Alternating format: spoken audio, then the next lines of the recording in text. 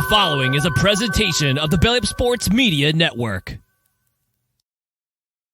What's up, everybody, and what's happening? And today, me and Dustin are back for another episode of the Uptempo podcast, and we are here to talk about the Auburn Tigers taking 2 out of 3 from the Georgia Bulldogs, and they now sit at 16-7-1 and 2-4 in the Southeastern Conference. Dustin, man, that third game, it was a tough one to watch late, man. Auburn let that one slip out.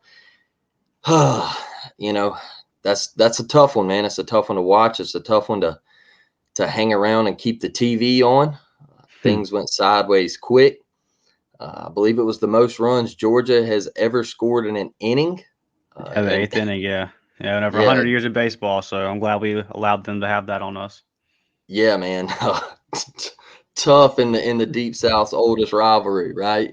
But there was a lot of good things that come out of this series, man. A lot of positives, a lot of just grimy, gritty baseball. Late, Auburn once again showing that they can come from behind and rally and just keep fighting back in games. I know Butch Thompson said he didn't ask for much this weekend, but what he did see was a team really come together and connect with each other. So I do think there was a lot of positives, a lot more positives than a lot of negatives. So I'm really proud of this baseball team. It was super, super big to get a series win after you drop back-to-back series, and you get the thing rolling, and get the train moving into Gainesville, Florida this coming up weekend. So. Before we get into the baseball things, though, man, how was your weekend? How you doing? The shoulder, man, give us a checkup on how things are going, Dustin. The same, just surviving. Just a lot of watching ball on the couch. But hey, Friday was a good day, right? We got a 4-star running back commit. Shout out to Fat Burnett. And then we secured the series win versus Georgia. Yeah. And then Alabama falls off in the tournament. Still hasn't made a Final Four. FAU has, though. So just overall, man, a fun sports weekend. Yeah, Dustin, today is my daughter's 5th birthday. So I got that coming up here shortly. And then yesterday was her opening T-ball weekend. So we had opening ceremonies yesterday morning at the park, and then she had a game at 10 a.m. and at noon. So, man, look, she was super into practice and everything, like, right? So, like, we go to practice for 2 weeks before the season starts. She's like super into it. She's making plays all over the field. And so I just knew for opening day, man, she was going to be ready, right? Right.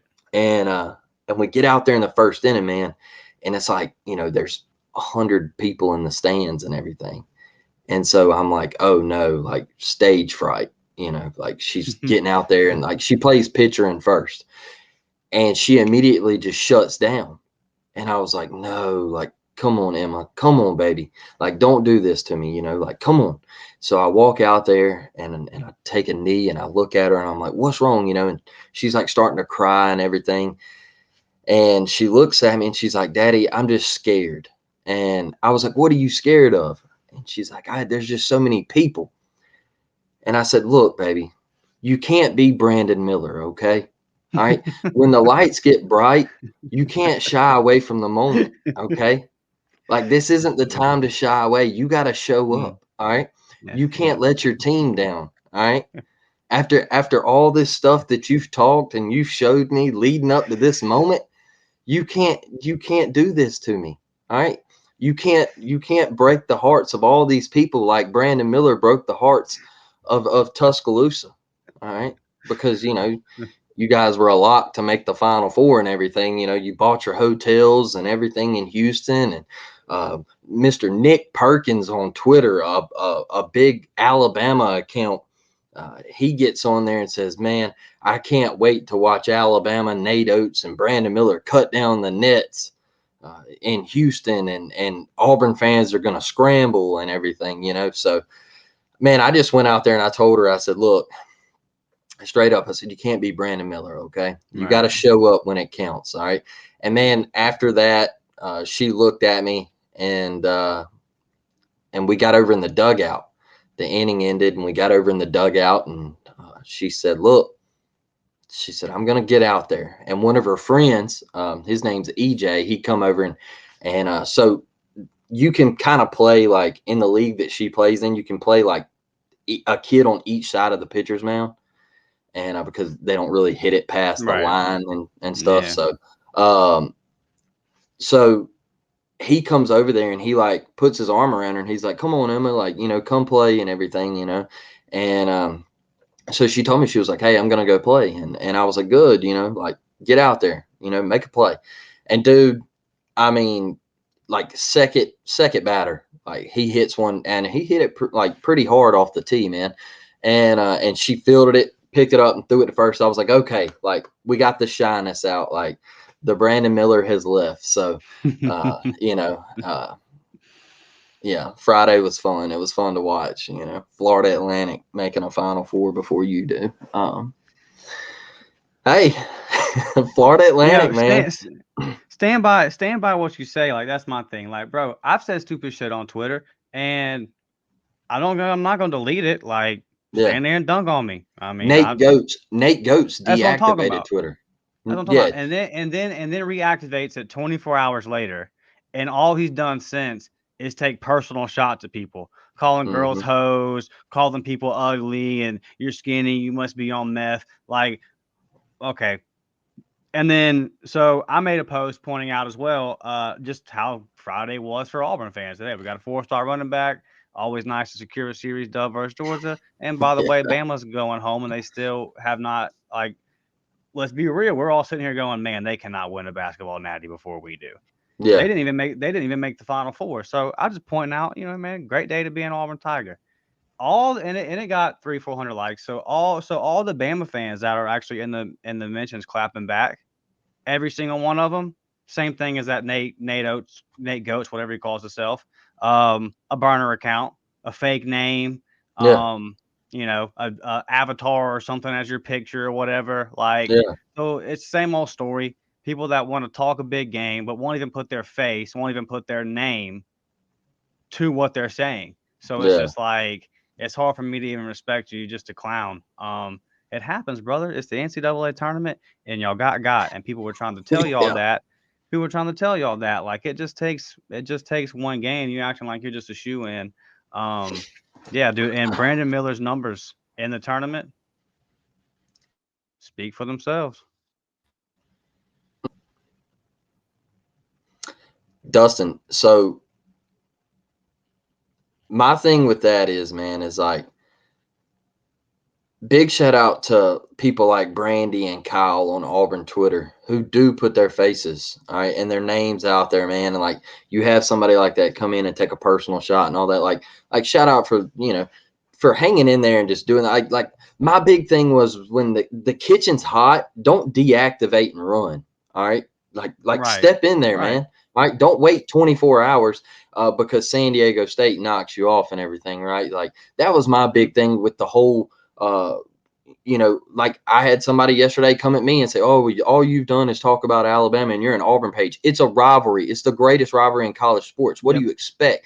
You didn't do it when Virginia beat us. You're telling me you didn't do it when Virginia beat us? You clowned on us the other night for missing 17 free throws. Shut up. Like, it's a mute point. Like, did I deactivate Twitter when Jonah Broom couldn't hit a free throw? No. Like, it is what it is, man. Stay in the kitchen when it's hot. All right. And if you're not going to stay in the kitchen when it's hot, then don't enter the kitchen. Stay in the dining room. Okay. Just period, bro. Like, I'm sick of it. The thing with that too is, so like, you remember about a month ago, whenever we had lost another close basketball game, and I said, hey, we pay too much money as the school now. There's going to have to be some changes in the offseason because this ain't supposed to be. I don't care about what we were in the 70s. Like, what this is now ain't it. And, went viral. And all the people were clapping back, taking it as I wanted to fire Bruce. I then clarified, hey, listen, I'm talking about roster management here. And then a whole nother group of people started firing back saying, you're an idiot. Bruce isn't, we don't need to hit the portal. We just bring back the same team. I mean, which sounds crazy, but go read it. There are dozens of people arguing that with me, and didn't delete the tweet and got quote unquote ratioed. And you know what happened? multiple people from the Auburn beat sent me messages and followed me and were like, "You made your point. You stood in the paint and like didn't back down." Just Yeah, bro. stand your, just like if you got a point to make your point. And as far as like the Nate Goats guy, what you did was you talked so much shit that you backed yourself into a corner. So like that, it is what it is. I was never out here claiming Auburn's going to the Natty, nothing like that. So I don't have nothing to deactivate my account about. I'm being realistic. You're just being an idiot. Karma comes around. All right. Yeah, Karma comes around when sure. it's gonna get you, dog. It's Yeah. gonna get you. And when you constantly get out there and you talk it like you've already accomplished something and you're headed to Yeah. Houston and there's nobody that can beat you, karma gets you, man. And I text my brother the other night. My brother was like, he's like, nobody's beating Alabama. And I was like, look, man, they were my favorite to win it. I'm not going to sit here and lie. Yeah, I filled out a bracket and I put Alabama as the national champion. But when I saw the matchup with San Diego State, I started looking down the roster and I watched them play. All right. And I said, this team right here, the way they play defense, they match up at every position. They got Alabama in foul trouble early. I was like, that's the team right there, man. Like if they can just get a bucket every now and then, that's the team. And I text my brother that, and I said, man, Alabama's losing tomorrow night. He was like, oh, you're crazy. And it was fun to watch, Dustin. It was fun to That's good watch, stuff. man. And it definitely brought a little joy to the weekend. But Yeah. man, I'll tell you what brought joy to the weekend, and that was that Carter Wright talking shit Thursday night on that That's great walk-off stuff. walk. Yeah, I love that, man. And let's hop in here and let's talk about game one, man. Auburn comes from behind once again, all right, and wins 7-6 in 11 innings. There was a couple big time bright spots in this game. I want to know yours. One of mine that might get overlooked, Dustin, was Justin Kirby. All right, Justin Kirby. You always run everything out, okay? And that's what I'll say is you roll over on a weak ground ball. And it's a tough play for the shortstop to make. He comes barreling in, gets a glove on it, and you're barreling down the line to first.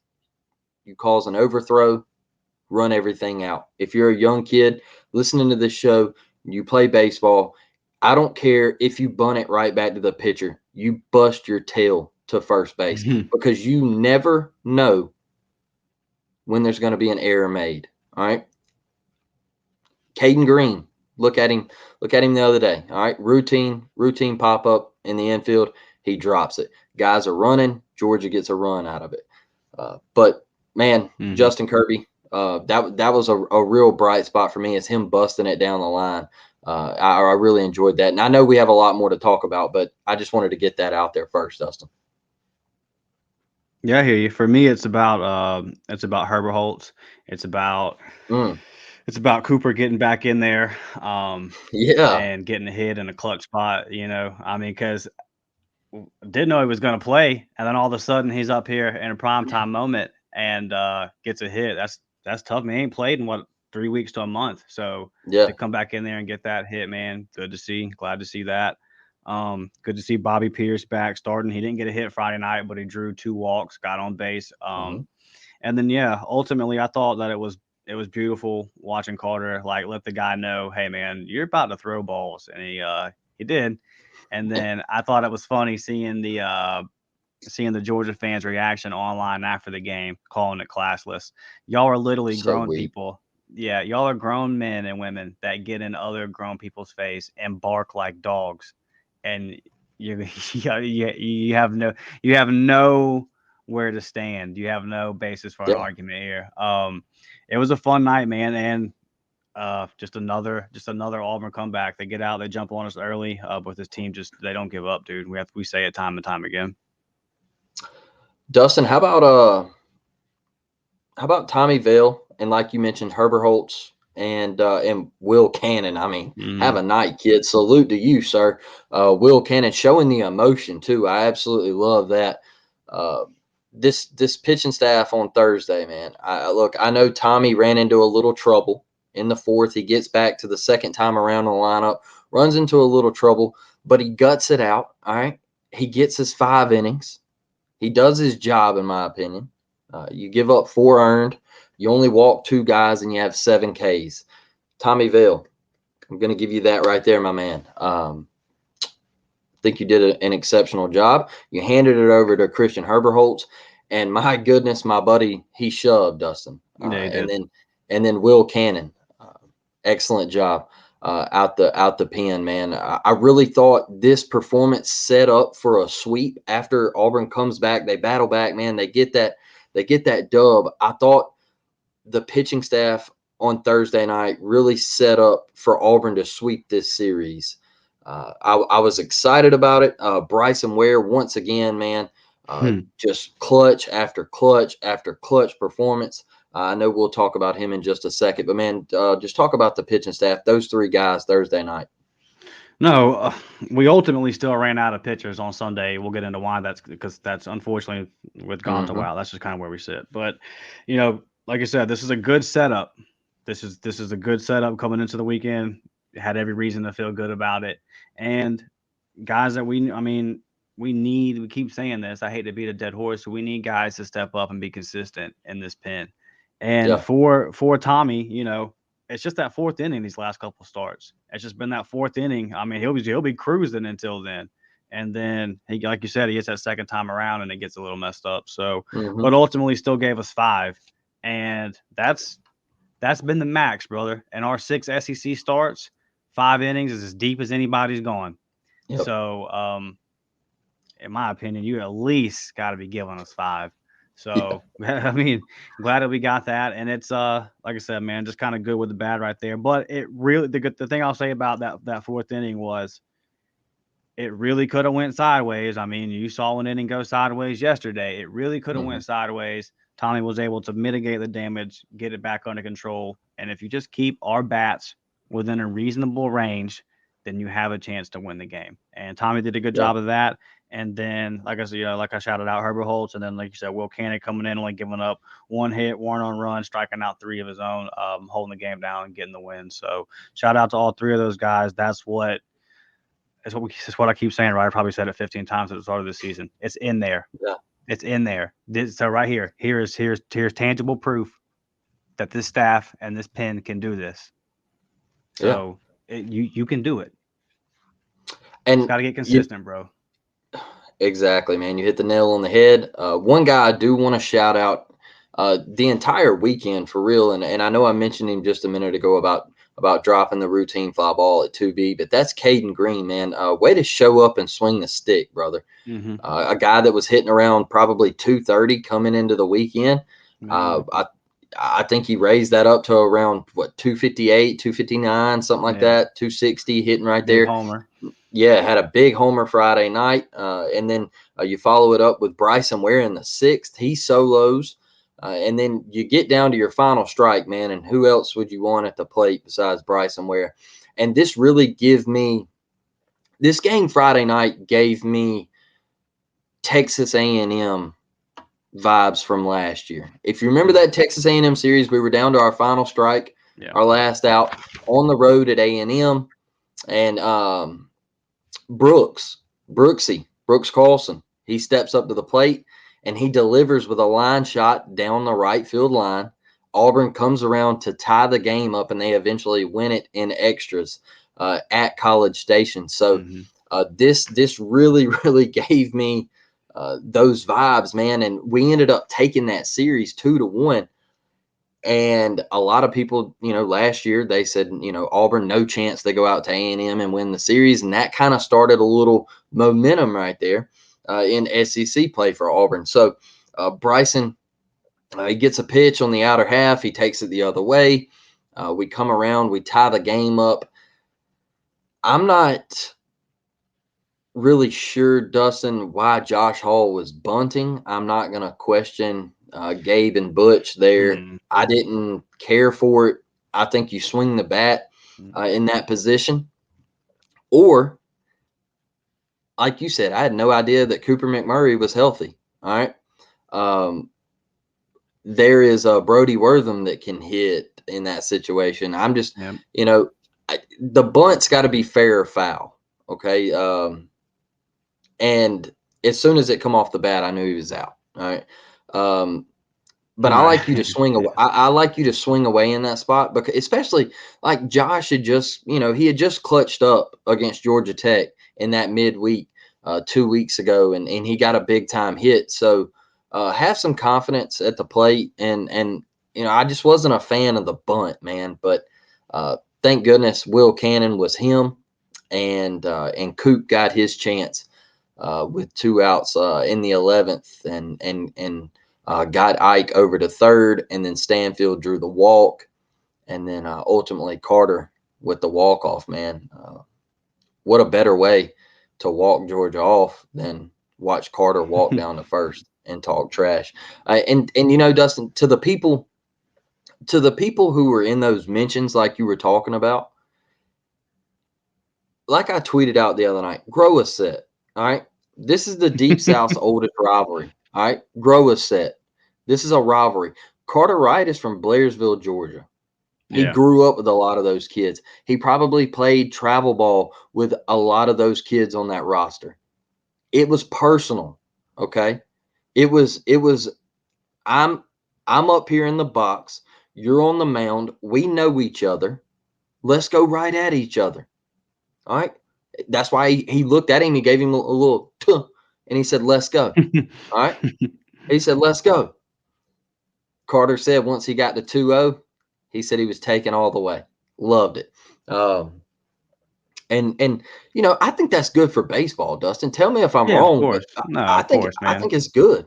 I think We it's talked good. about it. Yeah, we talked about it with all the technicals in basketball this year with the flam blowing the kiss. Yeah. I'll say it again. Was there anybody that was sitting in Plainsman when that happened and then left the game and said, "You know what? I'm never going to a baseball game again. That was it. That right there took the cake. Damn it, I'm never ever. That was just so classless." Yeah.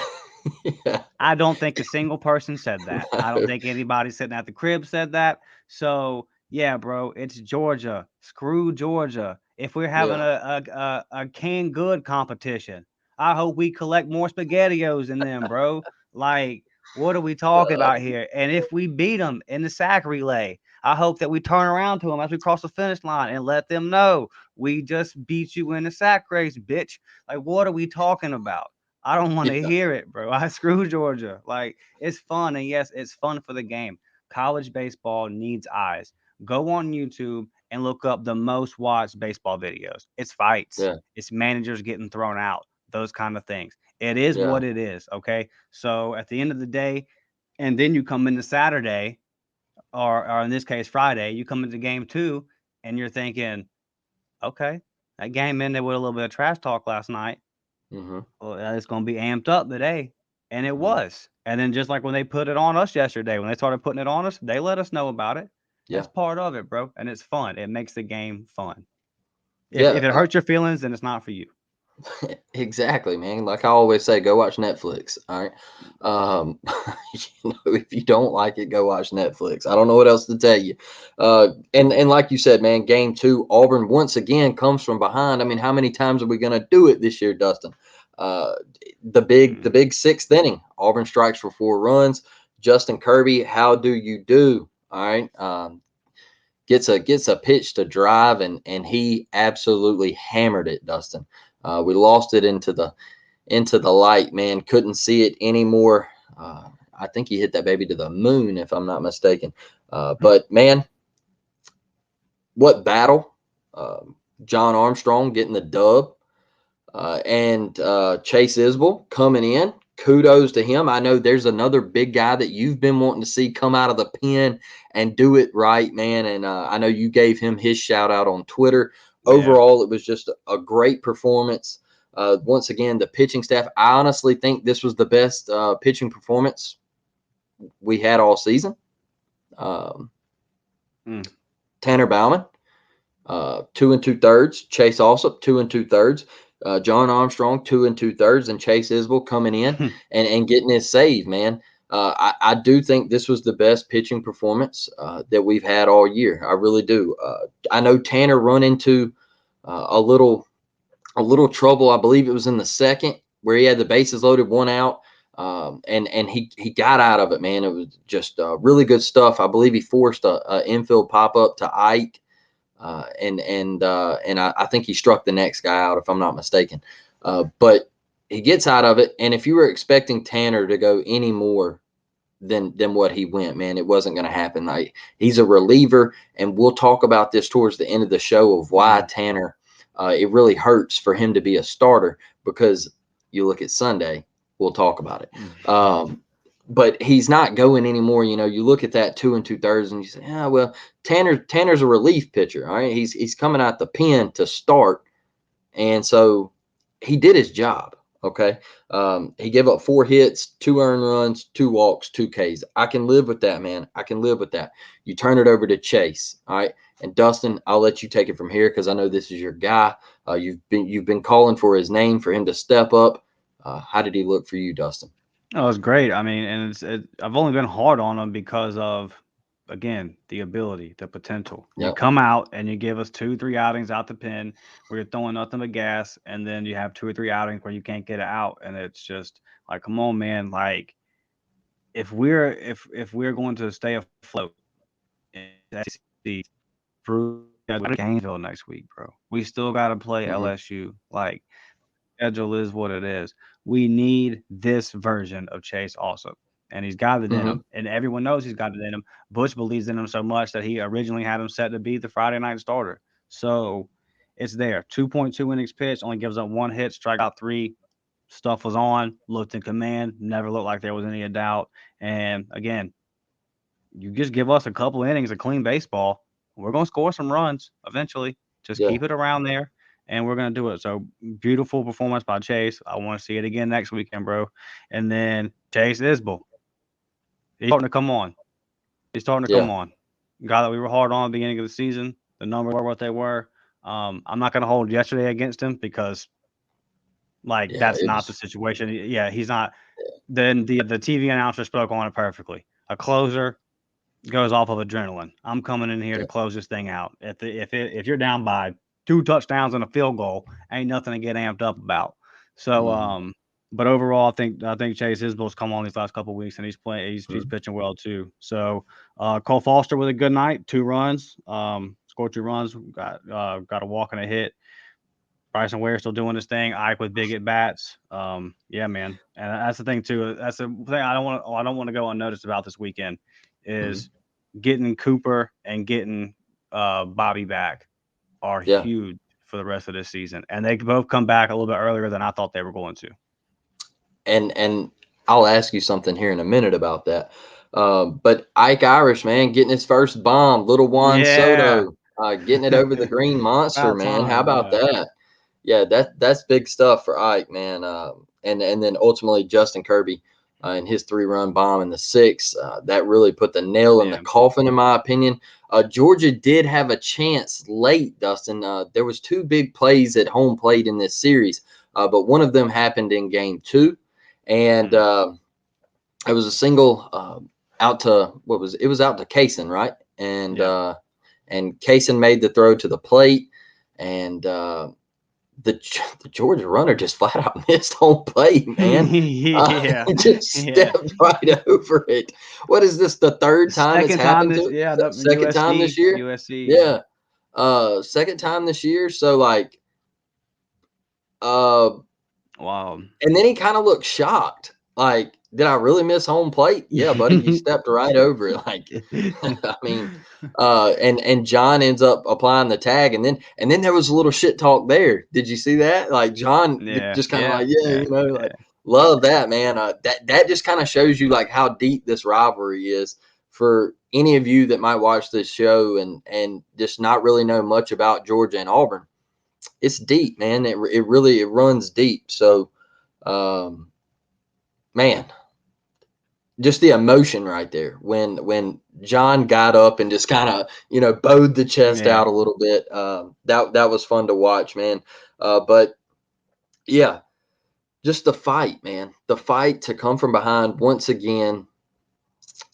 to really just scratch and claw when sometimes things might not look like they're going your way.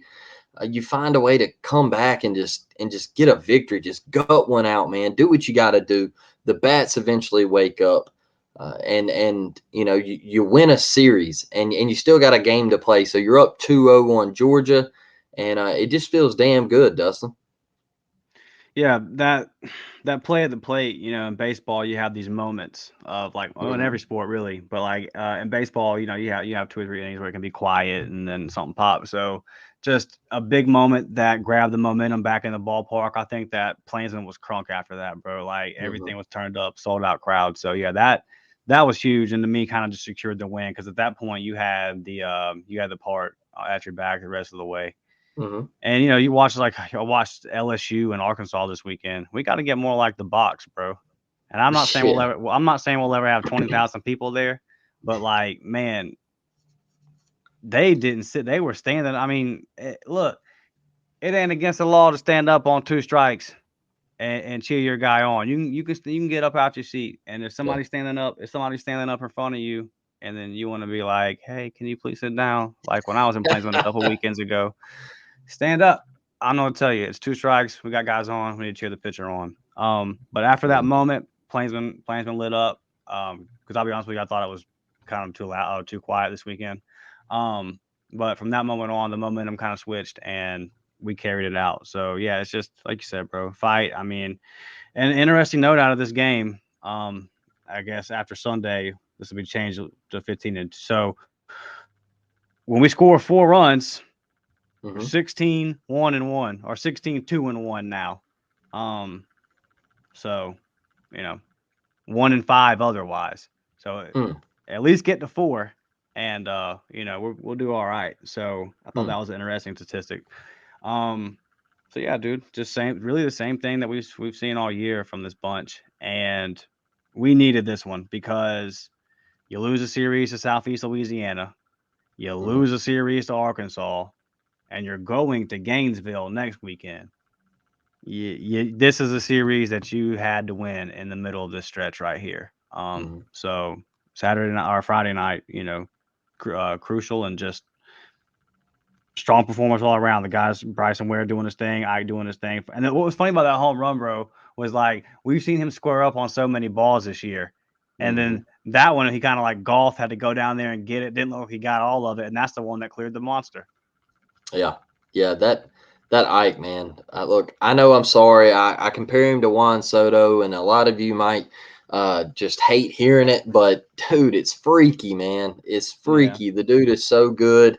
His power to the opposite field, the way he just sprays the field and hits the baseball. But Dustin, you want to talk about Saturday? I mean, I guess. I mean, it was typical of what Georgia and Auburn have been on Saturdays. I guess in multiple sports. 24-7, man. And this was a game where it was 8-7 in the 8th. So you lose 24-7. For a minute there, I thought Kirby Smart was in town. I thought Kirby Smart had unleashed his dogs on us. It kind of felt like what the football games go, just not fun. But yeah, man, look, Zach gets to start. Zach Crotchfeld, if you're not familiar with the show or this baseball team, first-time viewer. Zach Crotchfeld, true freshman, gets to start, and he gets touched up a little bit. But, one thing I'm going to say with this pitching staff, Dustin, is it kind of brings me back to my Gonzo point, and this is where I'm going to bring it up, is, Zach's a puppy.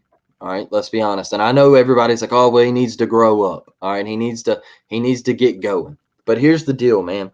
Parker Carlson coming out the pen, sophomore. All right, Trevor Horn, redshirt freshman.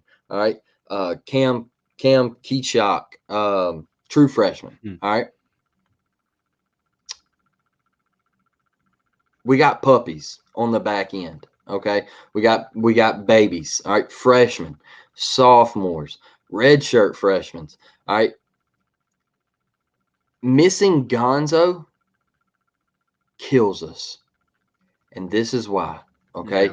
Because you have a guy in Tanner Bauman who is having to start game 2 and not be in your pen for Sunday, or in this case, Saturday. All right. You bring a Tanner Bauman in, you could have a Will Cannon. Or if you bring a Will Cannon in, you could have a Tanner Bauman. You could have Chase Isbell for being able to throw another day, you know, and more innings and things like that, man. You could have Chase also. And it's just the depth isn't there right now because you are missing your ace, right? Your guy, you're missing him, and it's killing this staff in the bullpen, in my opinion, because you're having to run Tanner out there to start a damn baseball game. Okay, and yeah, Zach, what did Zach give up? 4? What did he give up? 4 runs? No, I mean, he got 3 in the first. Yeah, I he didn't gave write up down any 3 in the pitching numbers from first. this one. It just hurt too much. Yeah, I can't remember. I can't remember what Zach gave up. I can't remember his numbers, but he got touched up. You know, the hook, man, the hook. I want to see. You know, I know Nate LaRue's rocket launcher. I think he touched on it on Twitter. I want to see Zach trust that change up a little bit more, and I would really like to see him bury a slider. I would like to see him to get a nice slider in that pitch mix and really bury something at the back foot. Because the fastball is electric with Zach. We know that, man. He pumps Ched. So, but don't be hard on the guys in this spot, man. You had puppies out there, and I'm telling you, be patient. This Auburn baseball team, the roster is deep, man. They're young, they're deep. There's a lot of talent on this roster, but I truly believe missing Gonzo, it really hurts, man, because you're having Tanner have to go out and start a baseball game. It just it's like that knife going into your side, man. It's killing you right now. It hurts. It hurts more than people really. I think it hurts more than people really notice right now. Yeah, it's throwing the whole staff off. Yeah. Zach went 4 innings, 5 hits, 3 earned runs, walked a guy, 5 Okay. Ks. There So I you mean, go. you know, a bad first inning, and then he gets out of it and calms down, which is somewhat, which has kind of been his thing these Yeah. lately. Is he has this little rough patch at the get go.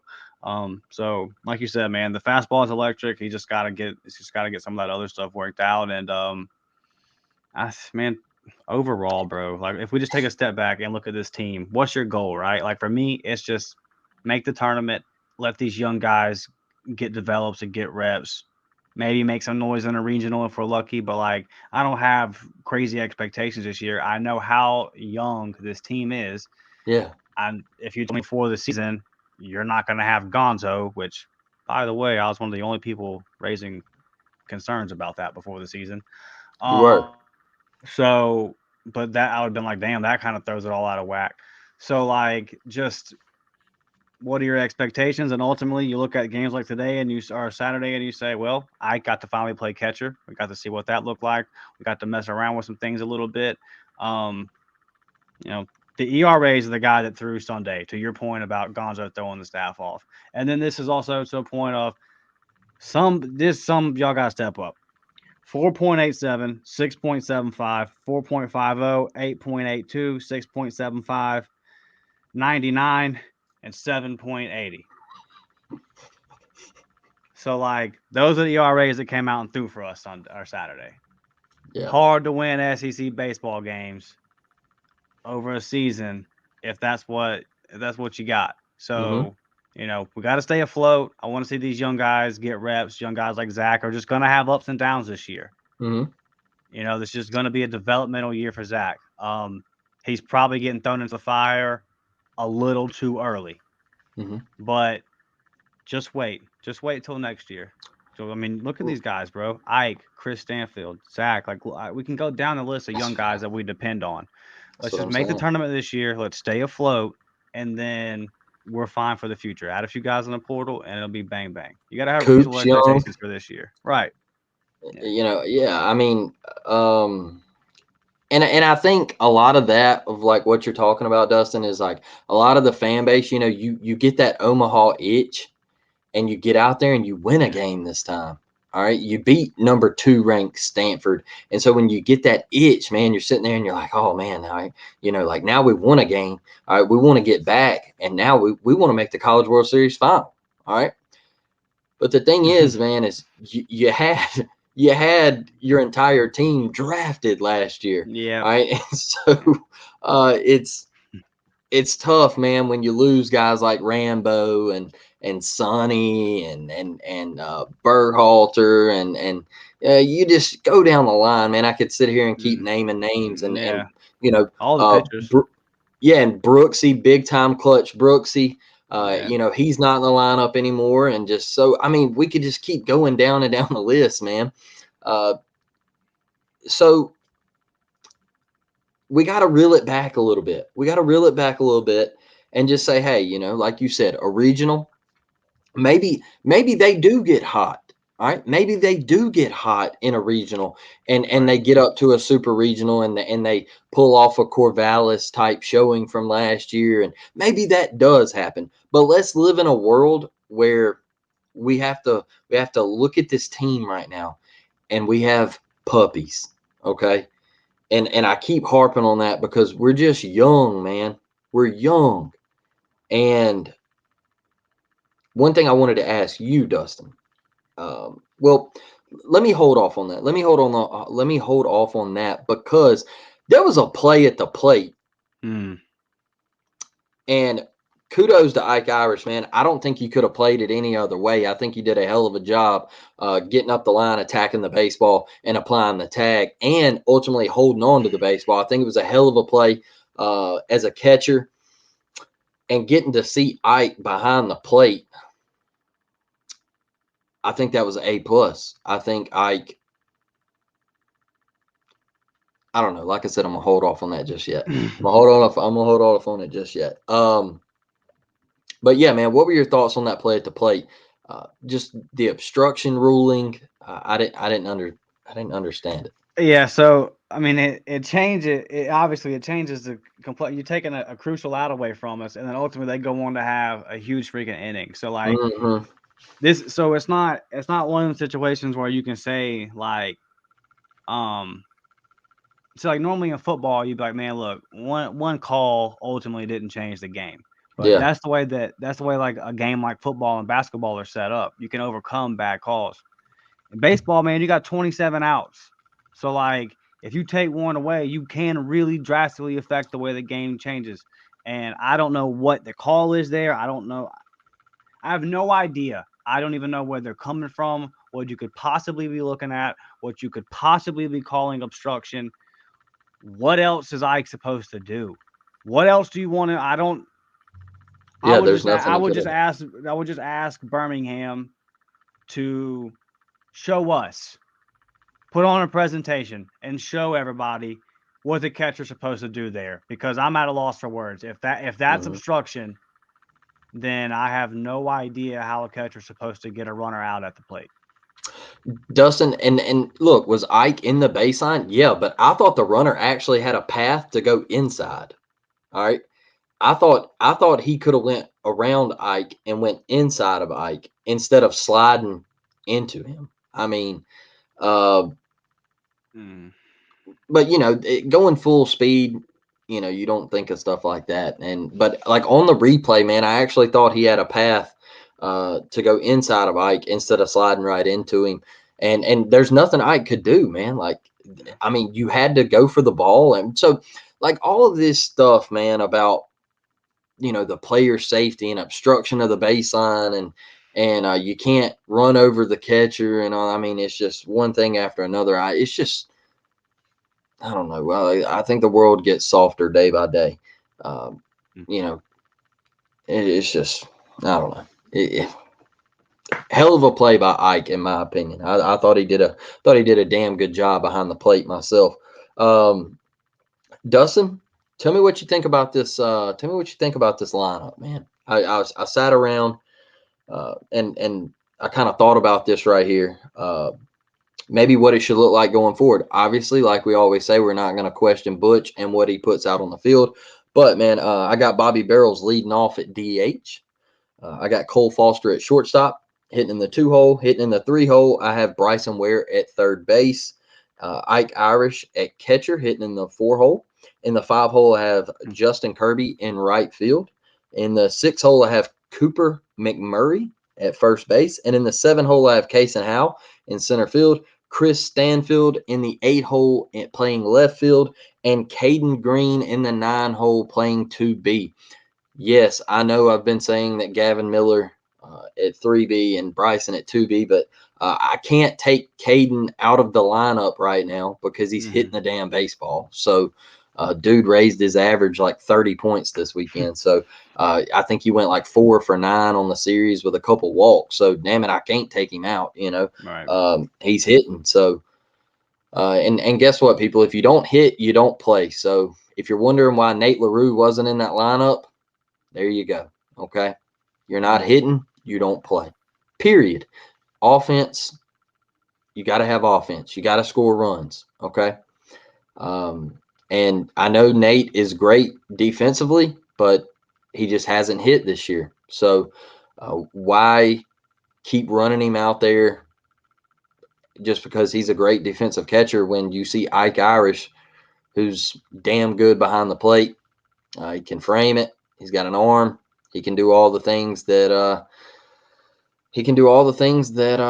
great D1 minor league prospect can do. So I think that's the lineup you got to go with, Dustin.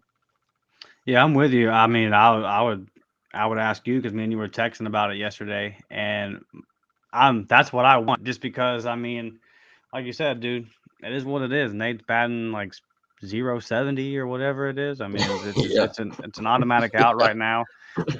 Caden's under 150. Like, it's tough, man. So you got to get something. You got to at least be around 200 for us.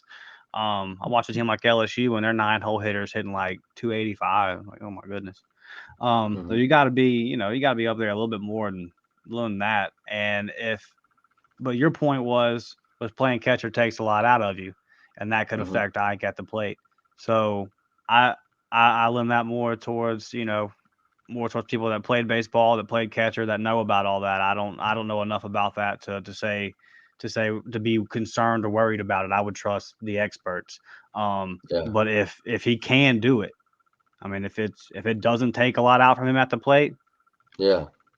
yeah, dude, that's the lineup. Because I said it before, whenever Coop was struggling at first, I believe, or when the preseason, when we were still trying to figure out who was going to start at first, and they were saying, well, Coop's struggling in practice, so it's going to get figured out.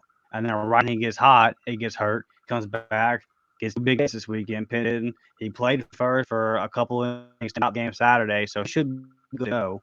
Bobby played all weekend, so I'm trusting these guys good to go. So yeah, we got to get our best bats in the lineups, because at the end of the day, like, we've had 6 SEC starts. 3.1 innings, 4 point. This is from our starters. 3.1 innings, 4.0 innings, 2.2, 5, 2.2, 2.2, 3. Are the last 2.2. So Tommy Vale, Thursday night, you're only one that's even gone 5. Your next best is that going 4. Like, yeah, dude, we got to get all our bats in the lineup, because we're going to need all runs we can get, especially like you touched on with Algonzo on this third game of the series, and making no mistake about it, we've lost game 3 of the series 3 weekends in a row. Why do you think that is?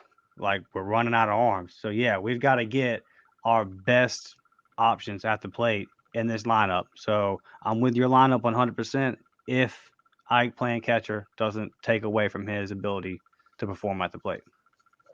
Yeah, that's my thing with it, man, is like, does excuse me, does it take away from you just your legs, man, at the catcher position? Right. Is it going to take away from him at the plate? How many times do you put him behind the plate? Do you put him back there all 3 games? Like, just it's tough, man. Like when you have double headers, obviously asking him to catch a double header is insane, So like, it's just what I see in my head right now. So, I would like to see Ike behind the plate and that lineup be out there. So, hey, if you're a fan and you're listening to this, give us your lineup. The DMs are always open. Let us hear it. And Dustin, man, before we close this one out, you got any final thoughts? Yeah, if you want to give us your lineup, comment it underneath the video below. And while you're doing that, Mm-hmm. like and subscribe to the channel. We got recording a big football podcast in a little bit. We've had some interesting developments on the football field, some position battles take place. A guy taking charge in the quarterback race that we all thought was dead. So we've got a lot of stuff to talk about, and y'all know us, man. We got everything Auburn covered here. So if you haven't subscribed yet, and there are people that watch every video and still haven't subscribed, what are you doing? Subscribe to the channel. And a lot of y'all that watch every video and don't hit the like button, help us out. Hit that like button. But we appreciate y'all giving us your time. Dustin, appreciate that, man. And everybody, if you could, just follow along with what Dustin said. We really appreciate it. And with that, the Auburn Tigers take 2 out of 3 from the Georgia Bulldogs, advance to 2-4 in the Southeastern Conference, and currently, as we speak right now, sit in 3rd in the Western Division. So we love you guys. We're going to leave you with a War Damn Eagle like always, and we are out of here.